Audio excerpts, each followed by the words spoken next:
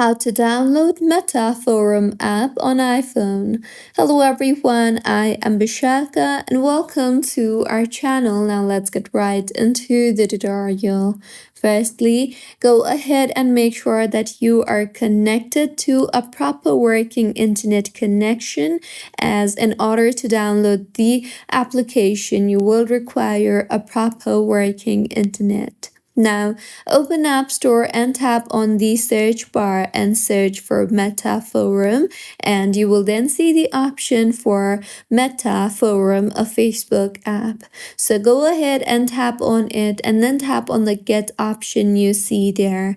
You will then be required to enter your Apple ID password or your Face ID. So go ahead and enter the biometric and wait for the download to complete. Once completed, you can simply tap on the open option you see there. And with this, as you can see, Meta Forum has been successfully downloaded on my device. So this was about how you can download Meta Forum on your iPhone. If you find this tutorial helpful, please like the video and do comment if you have any queries.